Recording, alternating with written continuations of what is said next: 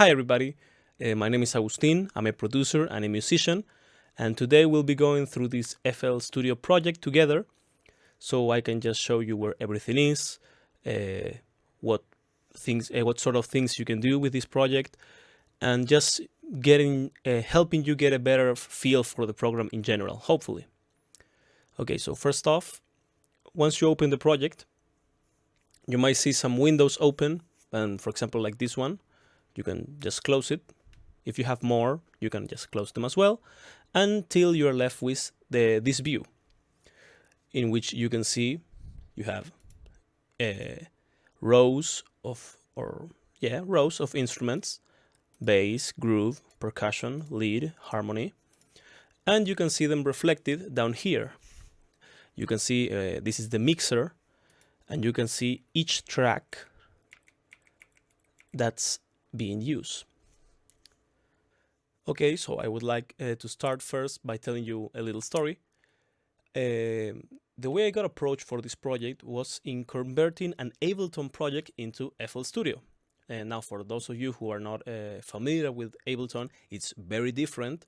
It has very powerful capabilities, but it's also lacking in some aspects that FL Studio excels at. So what I wanted to do is set the project up with a workflow, with a way of doing things that would be easy to understand at first-ish glance, and that would be basically, or in general terms, a good playground for ideas, for trying stuff out, that included lots of effects and lots of things that you could do, either with the provided tracks or with whatever you wanted to include. First off, Ableton is really focused on live music and performance, and this is an aspect of FL that it's not very commonly used, though you can. If you're interested in going over FL Studio as a live performance tool, you can look into performance mode for FL Studio, though this is beyond what we'll be talking about today, because it's very custom and very case specific. So if we were to include it, it might not work for some people, for what they want, and it might not even be convenient for other people to use. But the way I have it set up is very simplistic. You can see all the tracks. You have drums, which includes everything but the kick. Then you have the kick by itself. You have the bass. You have a track that includes some grooves and percussion elements. You have another track that includes percussion, particularly like shakers. Then you have a lead, which includes some synth lines. And then you have harmony and box/hooks, which both are in a way like miscellaneous tracks for harmonic content for the songs. If I were to grab the playhead and start off the song, you can drag the playhead and just drag it off to the start of the song and hit spacebar or play.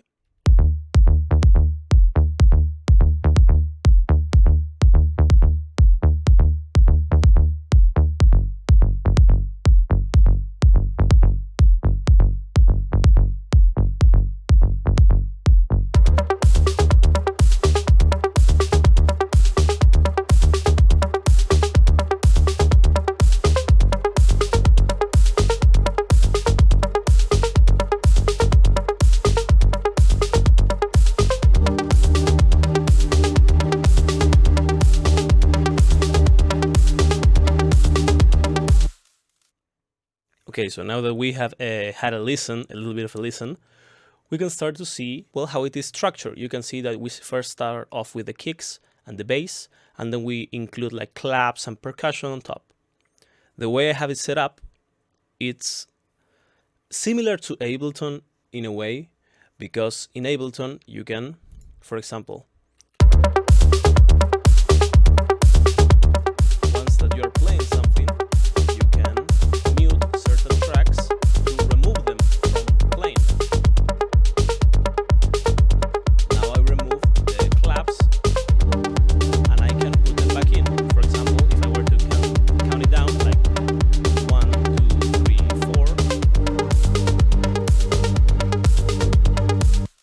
that it has more of an impact. Another thing that you can do is you can, using a MIDI controller, you can map it or map controls of the controller to these faders. For example, if you don't want just to be an on-off switch with this green light, you can have it control the volume. Everything is mixed in such a way that when all of the faders are on top, you can hear like the mix proper, but you can tune the volumes from there.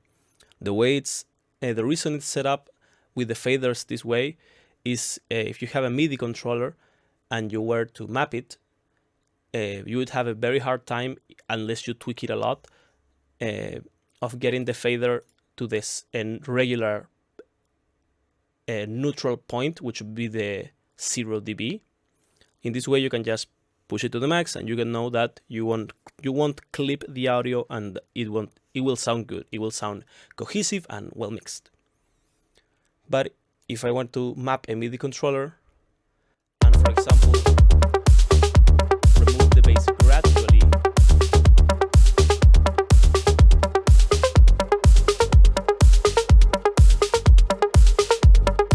and I can put it back.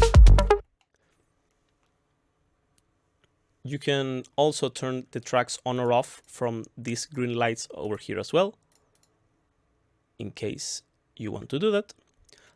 Another thing that I have turned on for this project is this little help bar that you might not be able to see on the video, but in your project you will see it. This is just a way of displaying like useful information. For example, if I hover over the fader, you would be able to see that it says the volume that it's at and how much it's boosted by. Okay, so now we have our tracks and we have our faders that we can use to control the volume with. But let's say that we want to tweak maybe some of the parts, right? Well, we have two ways, and those would be either with MIDI or with audio. With audio, we can just add clips.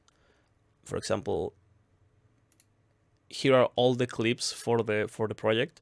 But if you click on a clip and then use the paint tool that you can trigger with the B key, you can paint with this clip and include it as much as you want. It's telling me that I shouldn't put it in here,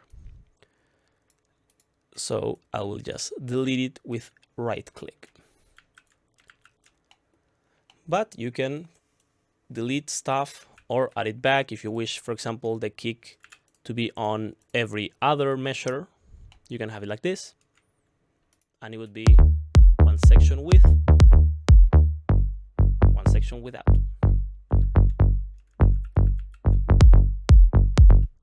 Another thing you can do is, if you want, you can right click on any clip, any MIDI clip, and you get some options. For example, you can preview it, which just plays the clip in full for you to hear.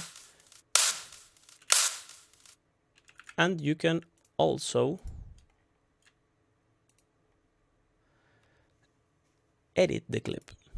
Now, the way I have it set up, it's playing, this is the piano roll for FL Studio. And you can see that it's playing a D3 note. A very short note that it's making it so that you can hear a kick drum. So anyways, you can see in here the notes being played. For the kick drum, it's not very interesting. It's just a singular note playing, triggering the kick drum sound. If I were to go, for example, here for this clip, you can see that there's some more stuff. There's not only just the kick. You can see it's triggering some hi-hats. It's triggering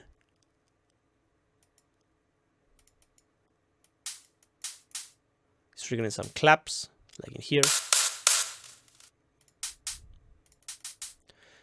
And, you might be wondering, okay, this is really cool. I can edit clips. I can add more stuff. If I want, I can use some of the tools here on top to slice stuff. For example, if I wanted to slice here, and just split the notes in half. I could. But you might be wondering, okay, I can see the, especially you might wonder this if you have a background in any other DAW. Okay, I can see everything, the samples, but I don't know where the sound is coming from. And what you can do is you can go over here to view channel rack, or if you press F6 on a keyboard, you can see here all of the instruments being used. If you click on them, you can see this is the FPC in FL Studio, which is a digital copy of a hardware of a machine, of a drum machine that you could use, that you could buy. And you can see all of the different samples you have access to in here. If I were to edit the main kick so that it's different, it would change the sound being played on the screen. If I, for example, were, and you can do this for every single instrument that it's in here. If you have something that it's using MIDI to play sound, it's gonna have an instrument here. If, for example, the basses, if I go like this, you can see that this isn't actually a MIDI clip, it's an audio file. These are from the Ableton project originally, but you can make, if you go over here, you can see that for example, the bass, the groove parts, and some of the percussion and melodies are not MIDI, they are audio files.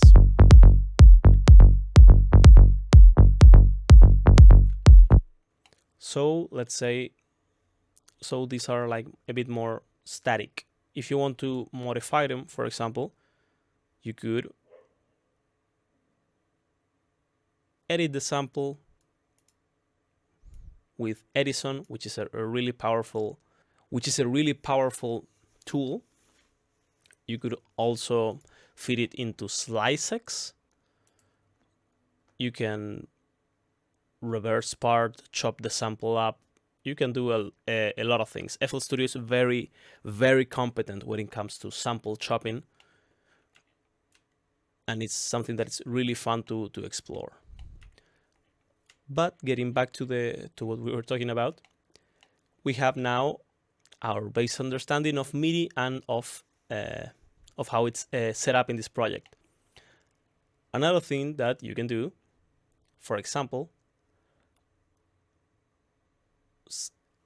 the way that I have set everything up in here, especially for the MIDI files, and well, actually, it might be, this is a really large project, this might be worthwhile showing over here, which has actually MIDI instruments. For example, this Minitar with open tape. I'm just gonna make it so these are all on by default, and I would recommend, if you use them, that you turn them off either in here or over here. Either one works, they are redundant in that sense. I'm just gonna turn them off. And if, for example, if I were to turn on one of them, the scenes that were sampled,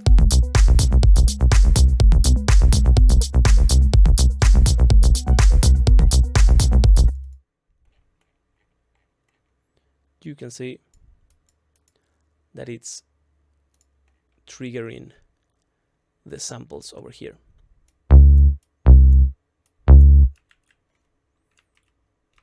And you can move them either by using Shift and the arrow keys or Control and the arrow keys.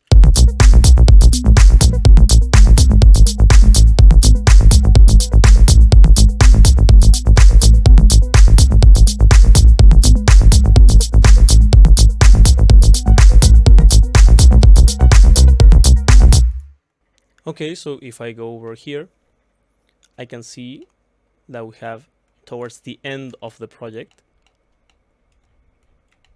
MIDI clips, and these ones are actually for instruments. If yours are turned on the default project, you can just turn them all off, because if, for example, if every one of these is on, this MIDI clip is going to trigger them all at the same time, which might be a bit too loud. You can just leave one and hear how it sounds. But you can see now that this clip actually is playing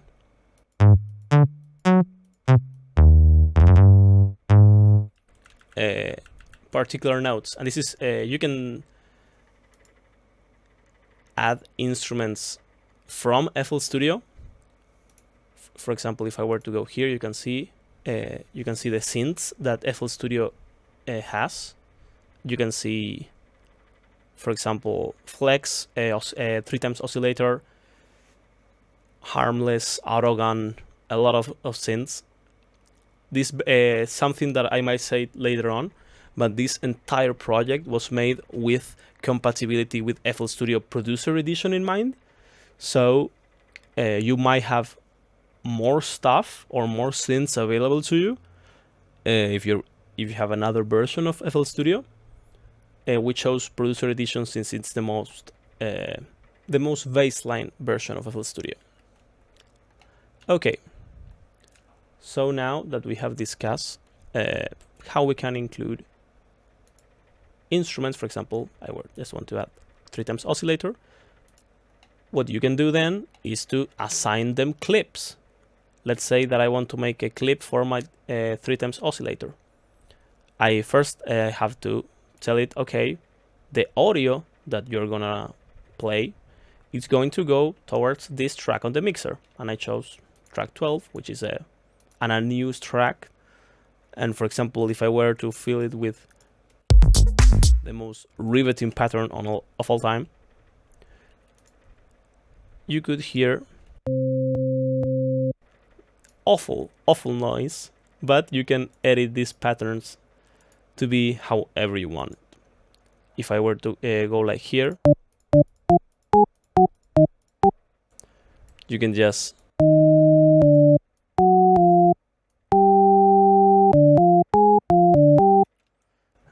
this quirky melody, and once you have it, you can include it in a particular clip. If you're paying attention, you can see that there are some MIDI clips already here. Is because we are currently, if you check over here on the left, inside of this clip of the Minitor. If I go towards the RF 2600, you can see that it's a different instrument that is being played because it's been assigned to it. Now, if I were to do my best pattern and I open it, you can see that nothing is assigned. So I could make my weird melody that I did before. And if I include it on the project anywhere, for example, let's say that I go towards a section that has nothing on it, and I just start painting with it, it's gonna sound awful, but it's gonna exemplify what I have in mind, what I was trying to say. FL Studio really shines in this way because you can put anything everywhere, because now we have an instrument that has a MIDI clip that tells it, okay, play this, and you can include it on the playlist anywhere you want. I can even, if you were paying attention, I can put it actually anywhere. But I would recommend against this because it can get messy really fast. But you can work whichever way works best for you. Another thing for this project that we decided to include that was actually really fun was looping.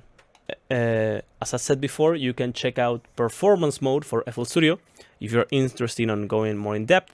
But for example, you might have noticed these small things here, which I'm going to zoom into. And you might see that they say it's a marker loop. You can see it here on the top left. Marker loop and loop. And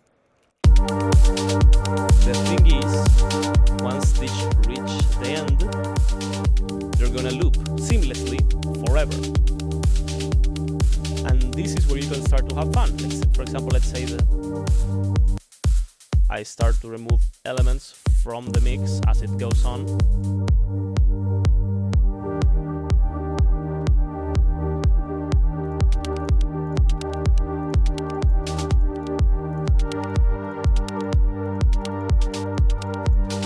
I can have fun with it and just like include or remove stuff at will. And once it reaches the endpoint, I can loop it again. Now let's say that I want to have a loop that changes over time. Let's say that I want to loop this section over here first. I can just drag them.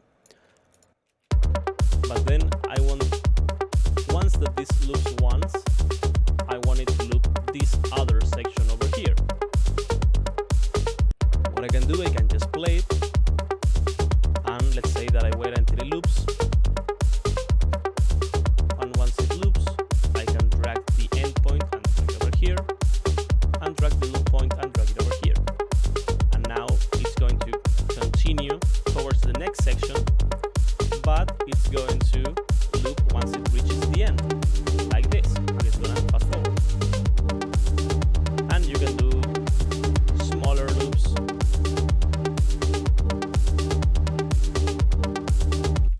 This is not a particular strong point of FL Studio, but it's actually really fun. Once you have like the whole song laid out, you can just loop it in sections, go back, go forwards. Let's say that I am here towards the end of the song, and I want to actually go back to the start of the song. I would put the loop point at the start, and then once it reaches this point, it's going to restart from that point. And I could just keep going. What's next?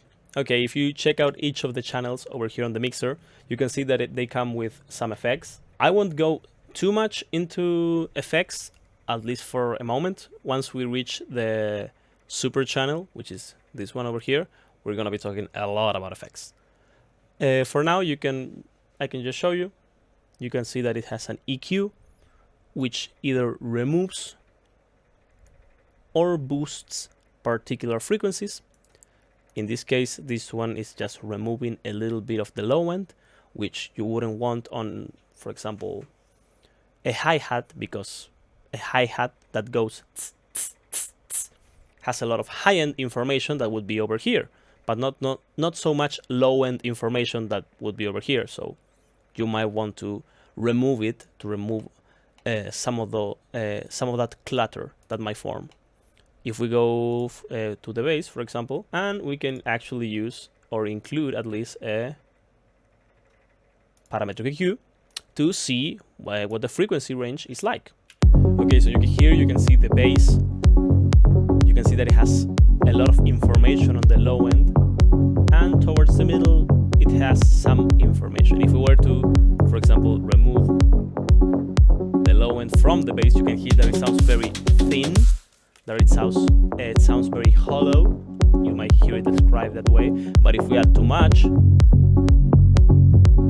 you start to have trouble like figuring out what's going on, because bass has a lot of energy to it, so it can easily overpower a song if you have a lot of elements that have a lot of bass in it. If we were to compare it to, for example, the shaker on the percussion. If we were to include an EQ here, you can see that it has the other way around. It has mostly top end and treble information, not so much on the low end. Actually, it doesn't have anything at all. If it were to have some here, you might want to remove it because it wouldn't sound like a shaker. Okay, another thing that might be worth talking about is this. This is the Fruity limiter in FL Studio. I won't be going too much into compression because it's a whole video in and of itself. But basically compression, what it does is it takes a signal, a sound, and it takes the loudest parts You can see here, the higher this waveform goes, the louder that part is, and the quieter it is, the lower it goes. It tries to bring the loudest parts down and the lowest parts up, so they are a bit more squashed. In here you can see threshold is the point in which the compressor will start acting. You tell it, okay, once the signal gets this loud, I want you to start squishing. Ratio is how much you want it to squish. This one is very aggressive, it's 20:1. And then you have attack, release, and attack and release. Let's set to these ones. Attack is basically how long does the compressor take to reach the maximum amount of volume reduction. And release is once the compressor stops working, how long does it take to go back to normal. An example that I often hear is attack is, for example, if you were to be hearing music and your parents were to yell at you, or your spouse, or significant other, you can imagine attack as being, okay, they just told you to turn down the music, how fast do you do it? And once they leave, how fast do you turn it back up again? That's release. And then ratio would be how much and how fast do you do it? That's an example that I found helped me out a lot in understanding compression, but it's one of the harder effects to hear actually. So don't be discouraged if you can't. Another thing that might be interesting, or at least something that might be good for us to go through, would be over here. In this section of the song, you can see we have a whole bunch of different instruments. And let's say that we want to play around with them a bit. Let's say that you are a bit more familiar with the layout of songs and you want to try your hand at maybe some synthesis. Sorry. You can see that each one of these instruments is set up in SliceX in a way that, there we go, in a way that you have a sample that plays when a note plays.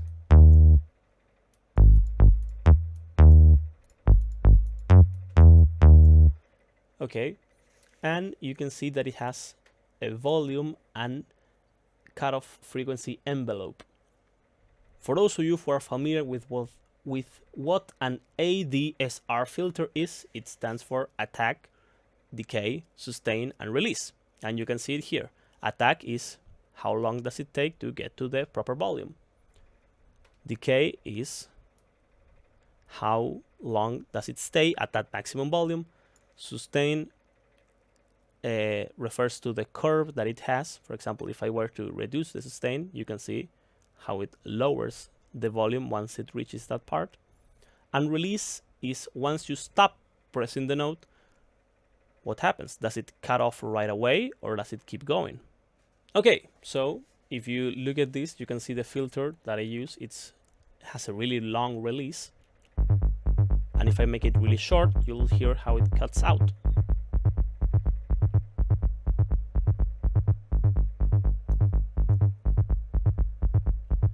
Now let's say that I do it the other way around. Let's say that I want to make it so that it has a really long attack, so that it starts really gradually and slowly. So I'll just go like this. I'm going to zoom in a bit so we can see what's happening.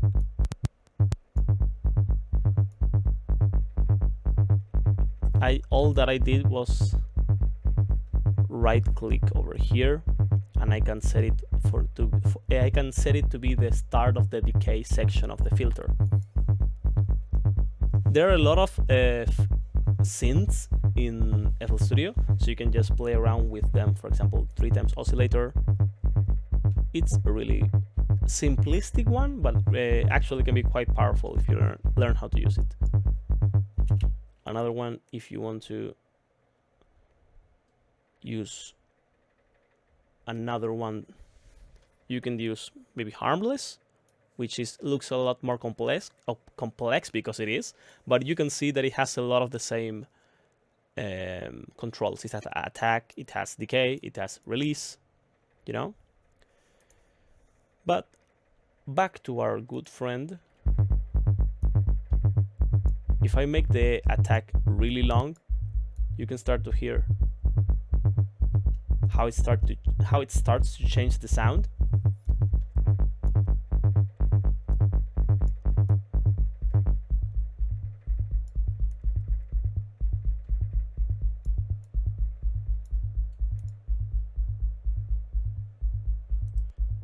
And everything that I have just done is on the filter, which basically is the same. It's just, it cuts off highs or lows. In this case, it's cutting highs as the filter tells it to do it. The filter is telling it, okay, first off, you'll want to open up, which gives you this sound,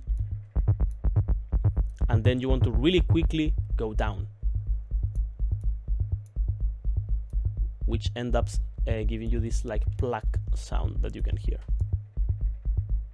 If I were to open up the sustain part so that it doesn't decrease as much, you can hear it. If I just go really low, you can hear how it almost disappears. If you're not on headphones, it might even be hard to hear. And you can do the same thing for the volume. Make it real short or make it really long. If I were to do the same for the volume, you might be able to see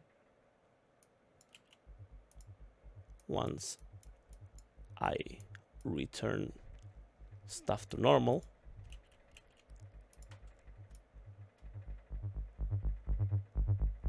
there you go. You can see actually if I make it too long, the note is so short that it doesn't have time to catch up to the ramp of the attack. You can just play around with this. It's actually really fun. And each one of these is a permutation of that same or a similar sound. But now to actually one of my favorite parts, which is the super channel. The super channel is where everything goes. If you look at the bottom, you can see that everything follows like a line and goes into here, and the super channel goes out and goes into the master channel. Everything also goes into these sends, which have reverb. For example, if I were to solo the bass and select it over here, I can tell it, okay, you send sound to this channel, but also send it to the one that has the reverb, and you can hear how it changes the sound. You also have like filter delays, a couple different flavors of those, a really long sidechained reverb, which sidechain is on simple terms just telling something, okay, when this sound plays, I want this other sound to get quieter. It's a form of compression that follows a sound. Let's say that we want every time the kick plays, we want the bass to get quieter. So we tell it, okay, each time the kick plays, the bass lowers the volume a little bit so that it gives it some space, or that it creates a particular effect. You can use it for either application. Going back to the super channel, you can see how everything is routed towards the sends and to the super channel. And the super channel actually has two things that are very interesting. It has patcher and it has a macro controller. You might see this also in other people's videos. You can see them. I think there's a couple of macro controllers in this very project as well, but this is the most important one. And this is where FL Studio for me starts to really shine, which is you can make your own effects. You can make your own effects, chains of effects, and control them however you want them to. If you want this to control 12 different things, you can, and I actually done it in this very project. But you can see that it has low cut, high cut, washout, reverb, 2 delays, a phaser, and a hi-hat decay, as well as this, which is the Cosminator that it was the most recent addition. So let's explore what they do. First off, the low cut. It's very simple. It's bound to a EQ that takes off low frequencies.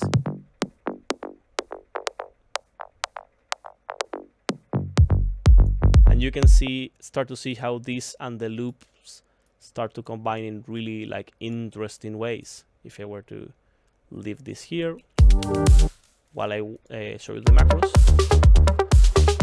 we can take out highs as well.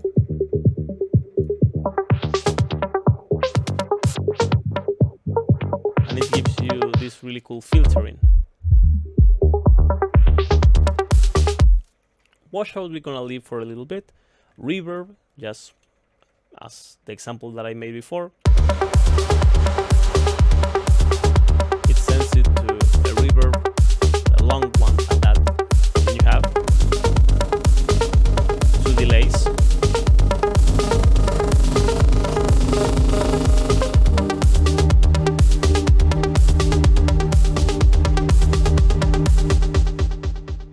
You also have a phaser, which gives you this effect that you're about to hear. If you're on headphones, it should be like really notable how it starts to like shift from left to right. And you can like really exaggerate it or have it off. Finally, we have hi-hat decay. This one is a bit more subtle at that. This basically what it does, it controls how long the hi-hats on the project are. You can see that it can make them like really long, or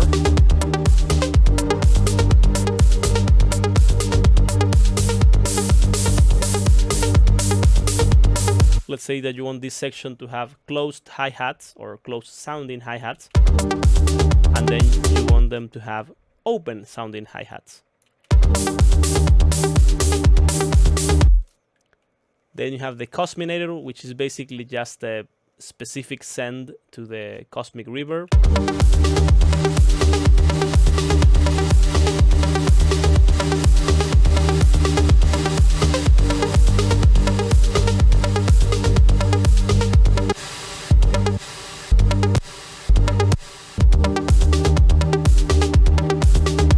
And then finally we are going back to washout.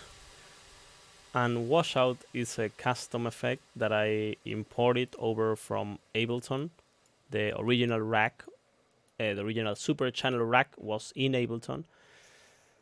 And this effect is actually doing a lot, and I mean a lot, of different things. First off, or the most basic thing that it's doing, and I'm gonna show you without the song playing. Okay, so we're gonna go over washout. It's doing a lot of subtle things and a lot of unsubtle things. It's cutting a bit of low end as you go on. It's also adding reverb to the sound. You can see how it increases. This fruity balance, might see it all over the project. This is basically just the volume control. I used it a lot to tweak volumes of tracks. For example, if I wanted something to be a particular volume going into a reverb or going into a compressor, I would use it if I want to make it softer or louder. It's also removing even more lows, but with a different chain. It's a different type of EQ.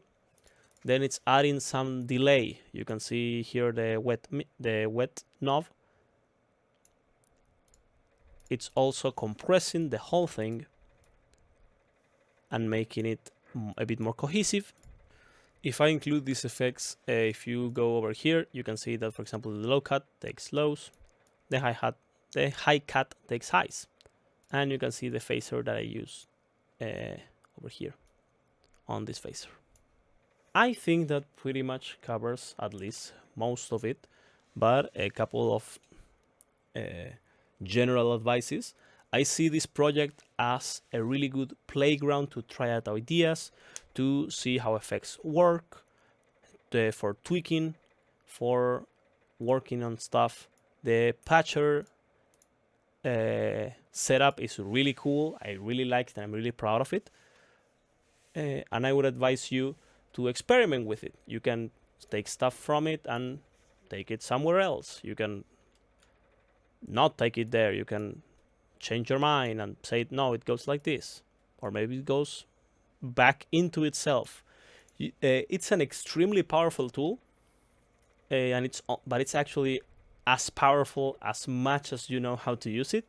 So if you're interested, or if you are somebody that has a lot of prior experience with FL Studio, you might be interested in using Patcher for making your own custom effects. I kept this one interface pretty simple, but you can go really in depth. I feel that this covers a lot of it, but I hope that you enjoy going through the project, and I hope that you have a lot of fun making music. If you run into any issues or if you have any problems, just ask away. Thank you so much.